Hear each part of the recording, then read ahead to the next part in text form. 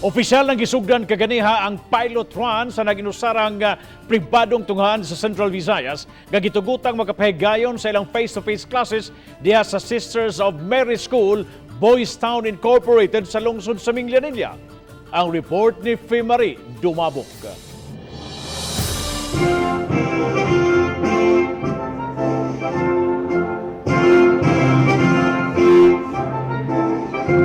Sa labing unang higayon, sukad sa kapinsaw sa katuig nga gidida ng face-to-face classes sa tanang eskwelahan, gihimo sa SOM School Boys Town ang flag raising ceremony sa ilang dakong hawanan. Gitambungan kini sa kadaghanan sa ilang mga magtutudlo o pipila ka nagrepresentar sa ilang mga tinunan. Kay espesyal nga okasyon, gisugdan kini sa ilang CAT drill. Paghalad sa mga bulak, Bible, ballpen, ug ang Philippine flag. Ni pasundaya gusab ang ilang mga handbell ringers.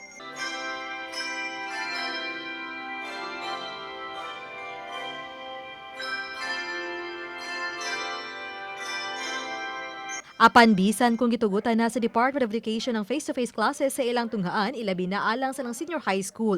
Sagad sa mga tinunan, anaara sa mga lawak ni Salmo sa flag raising ceremony. Wa may mga barrier sa mga lingkuranan sud sa classroom. Apan tagtunga sa dupa ang gilayon sa matag tinunan. Ugway si bisan usa kanila, bisan ang magtutudlo nga gitugutang hubuon o mapaubos ang gisulob nga face mask sa sud.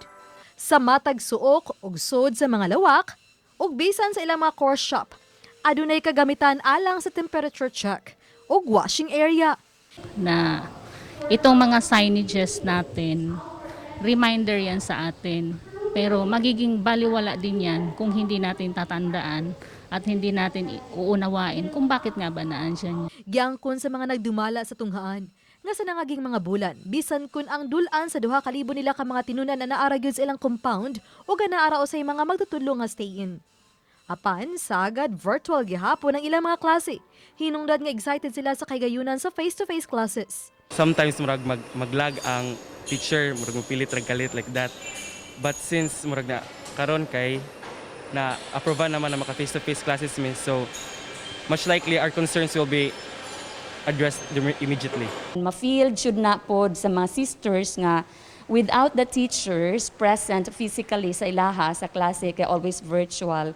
Ang motivation ba mula pod kay it's not only the sisters mango that they also need the teachers. Kana bitong pag-relate, pag-connect nimo sa mga estudyante. Kana kung virtual gyud murag lisod kaayo.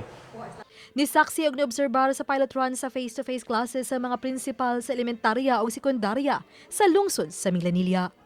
Overall evaluation, the opening of the limited face-to-face classes here in Sisters of Mary is very well planned and very, very well successful.